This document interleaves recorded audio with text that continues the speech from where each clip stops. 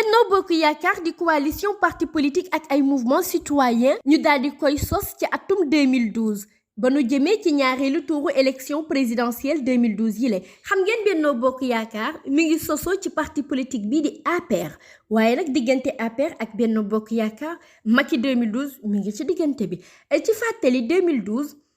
élection présidentielle yooyu opposition bi danoo manko woon ni bépp coalition bu ci dem deuxième tour ñoom ñëpp dañuy manko jàppale la bu ko defee nag ñu daal di atteindre seen objectif maanaam opposition bi daal di jël ndam li looloo waral nag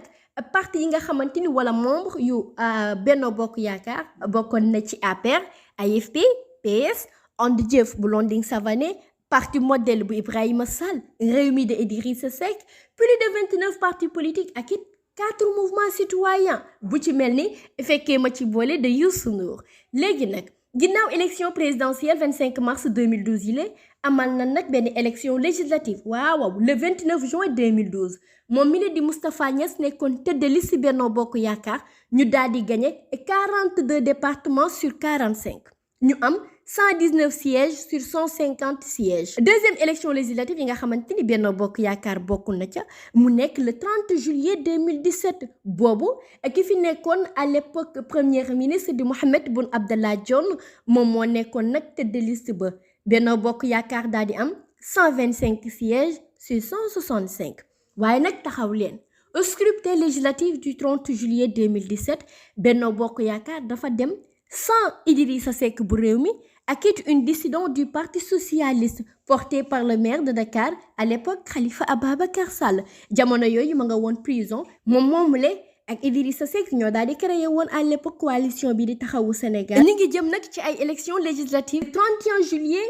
2020 Aminata Touré wala Mimi moom moo jiite tête de liste bi yoon bu coalition Benno Bokk Yaakaar ñu taxaw tuuti ci force yi nga xamante ni dina tax ñoom ñu mën a am ndam ci élection yi ni jëm Benno Bokk Yaakaar d'abord c'est le parti au pouvoir wala mouvance présidentielle donc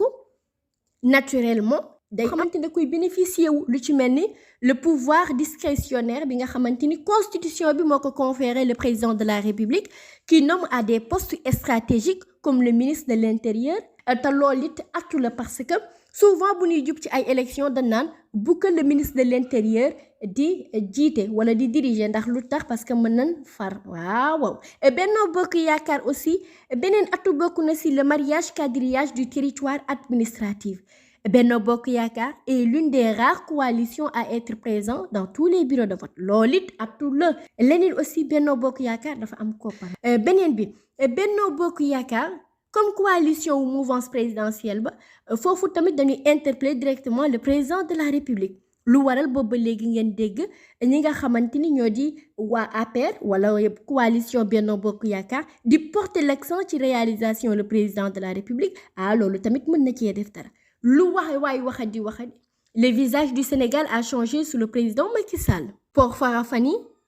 port Foundiougne stade Diamniadio TER ak yeneen i infrastructure yoo xamante ni gis na ni le président Macky Sall wala nguuram defal nañ ko li nga xamante ni moo di sénégalais yi des avancées notoires significatives qui soulagent l'activité quotidienne des sénégalais ak mata bàyyi xel leneen aussi mooy les grandes familles maraboutiques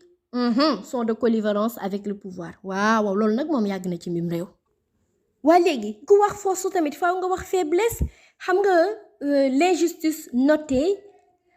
ci yenn yi nga xamante ni moo di ay dossier judiciaire loolu mën na porter atteinte li nga xamante ni moo di waa ndamu Benno Bokk Yaakaar ci élection législative yi ni jëm lu ci mel ni affaire Bougazelli yu ci mel ni aussi affaire des passeports diplomatiques ñaari député yooyu la ak it le cas de Farba Ngom leneen loo xamante ni tamit nes na ko mën a wax mu nekk le contrat social censé lier les Sénégalais et le gouvernement maanaam confiance ba est rompu leneen aussi loo xamante ni nemmeeku nan ko mu nekk ni la surfacturation sur les chiffres avancés sur les infrastructures yu mim réew décadence du pouvoir et l'arrogance aussi de certaines autorités étatiques beneen bi aussi mu nekk ascension et organisation de l'opposition yu nañ def nag particulièrement de Pastef par riposte de Yewwi Askan Wi et l'intercoalition Yewwi Wallu opposition bi bu ñu amee benn organisation bu baax bi